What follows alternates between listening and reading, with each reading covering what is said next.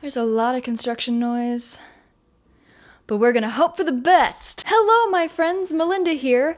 I asked on Instagram what I should make a video about this week, and a lovely human being that I did not screenshot in time said apartment tour, and I realized I have never, in the 8 years that I have been making videos online, I have never let you all into how I do that. I've never done a studio tour or an instrument tour or a gear tour or anything like that, and so I figured I'd do it today. Keep in mind that I've been doing this for 8 years. I've accumulated a lot of things. I have more stuff than any human starting out should have, so I will be very specific about what I think is an essential or a tool that is really useful for somebody who's just starting out, and that'll give you a short list of products to take a look at if you are thinking of building out a home music studio, and hopefully this video will help you do that and make a space that's awesome and works for you. So I have 2 studios. I have this one, my Brooklyn home, and I've got my old childhood bedroom in DC. That was my studio for a while when I lived there. I'm gonna use both to cover what I think is useful in building out a home studio. So let's take a look around. Here in DC, we have a few different sets. We've got these backdrops that my dad helped me install, which are incredibly useful.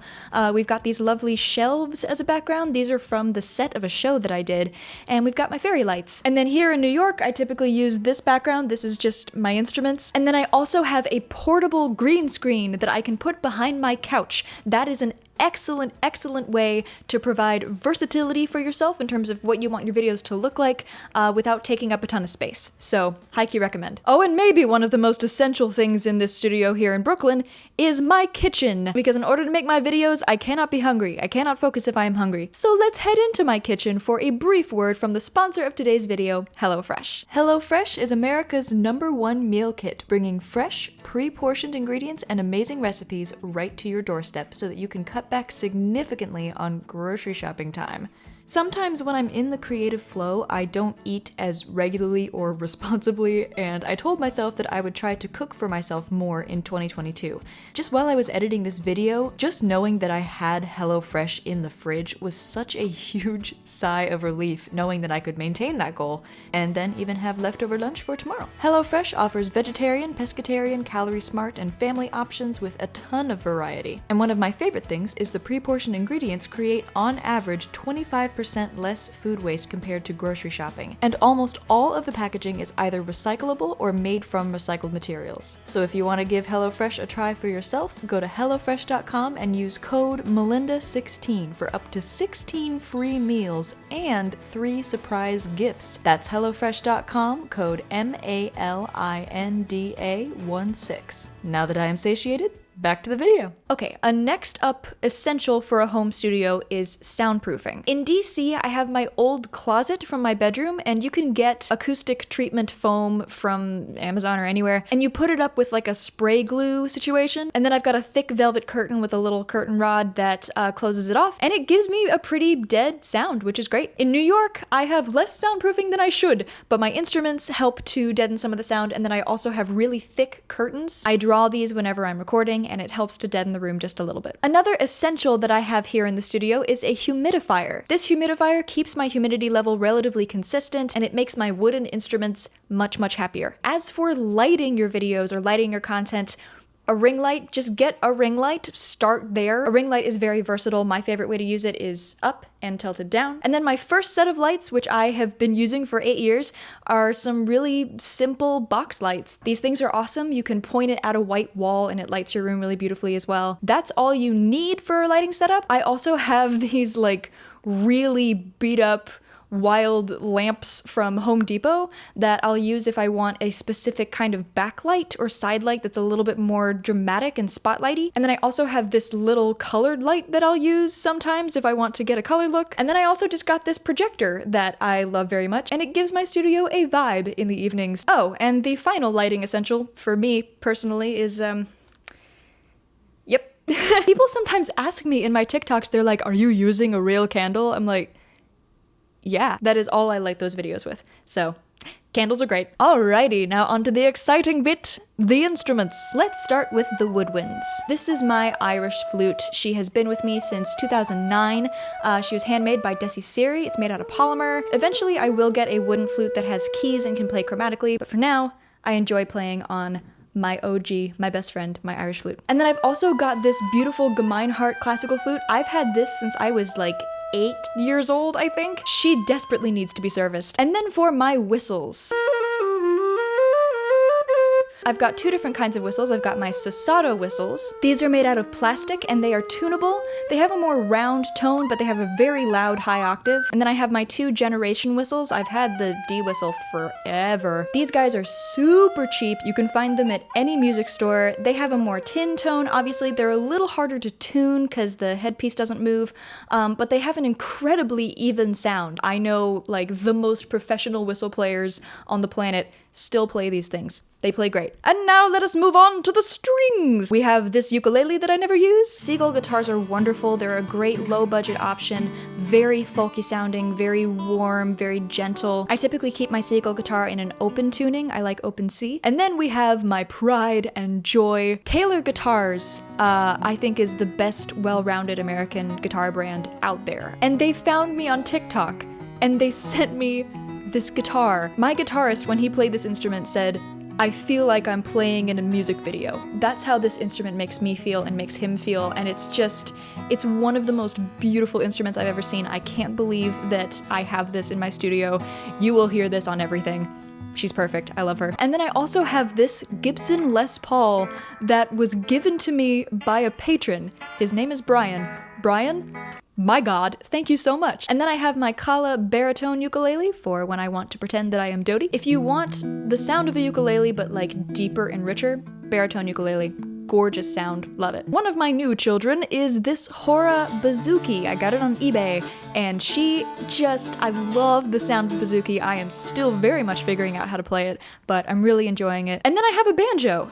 It's on loan from a friend, but if I ever have to give it back, I will definitely get one of my own because banjos are wildly satisfying to play, actually. They're super fun. And then in addition to all this, we have my piano. It is a Yamaha, and I can also hook it up to my computer and it becomes a MIDI piano. I love this. It's very standard. There's nothing particularly complicated about it.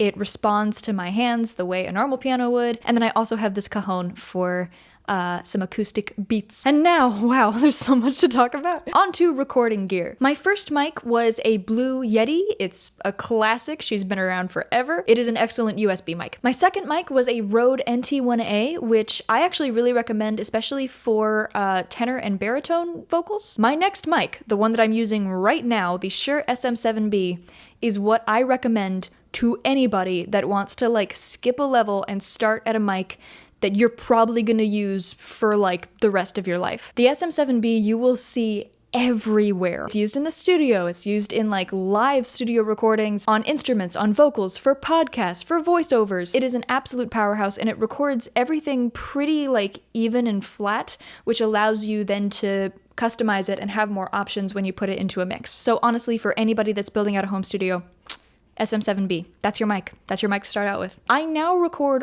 all of my music all the time on my Mojave MA200. This was also a gift from patron Brian. Everyone give it up for patron Brian right now. Quick shout out, by the way, to all of my patrons, including patron Brian, because without them, none of this would be here and this wouldn't be happening. So thank you to my amazing Patreon family. Y'all are the best. I love you. One more microphone, my Zoom H4n. This thing is amazing for recording live performances. I also use it as an interface when I'm on the road. This is another piece of equipment that I think is absolutely essential to anybody who is starting out making content. It is so versatile and wonderful. Whew. And now let's move on to other miscellaneous studio gear. So an interface is what makes your microphone communicate with your computer. I started out with a Focusrite Scarlett 2i2. When I upgraded to the SM7B though, I upgraded to an Apollo Aero interface. You really can't go wrong with either Focusrite or Apollo interfaces. Just make sure that you have the right amount of power to be able to support your mics. Headphones. I use the Audio-Technica M50s. They're a classic. Again, You see them everywhere. I think I actually liked my DTs slightly better. I also have this little MIDI piano for when I am traveling or want to make beats. Super simple, super cheap,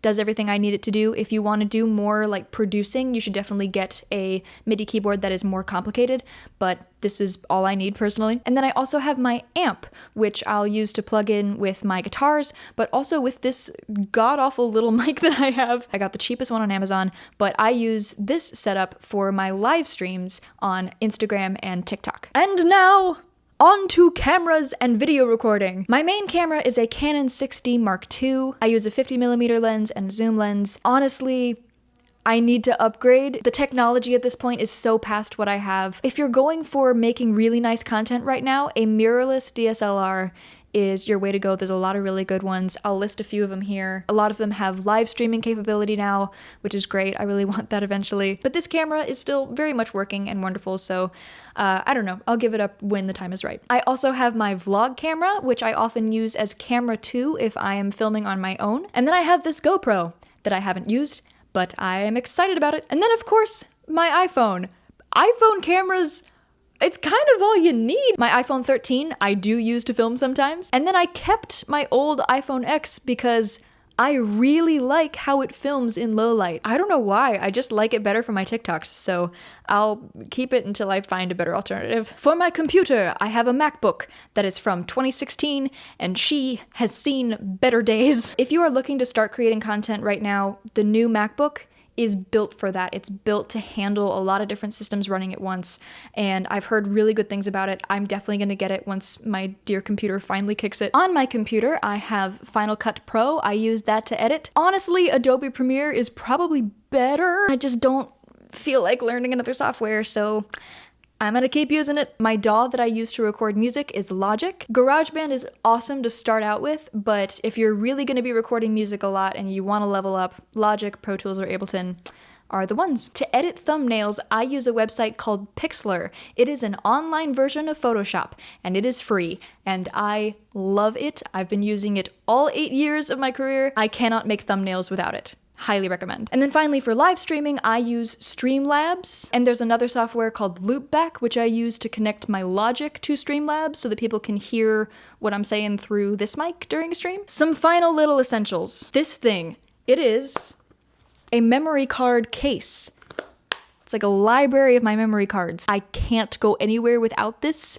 It is wonderful. My hard drives, I get Lacy hard drives. I also have a teleprompter, which I use mostly for Twisted Translation videos. I also use an iPad to store all of my sheet music and make my schedules and everything. It kind of runs my life. It's not an essential, but for me, it's been a game changer. And finally, for my creativity and mental health, I have my journal and the app Headspace. They keep me happy and sane. Wow. That was crazy. I hope that something useful came out of this for you. I really enjoyed making it. Like, genuinely, this is very fun. I feel like I'm nerding out over something that I love very much. If you want me to do any more in-depth videos about content creation or like building out a business around being a content creator, yeah, I'm happy to do that. But for right now, I am signing off. Thank you so much for watching. Thank you to HelloFresh for sponsoring this video. Thank you to my patrons for making all of my videos and this whole studio and everything possible.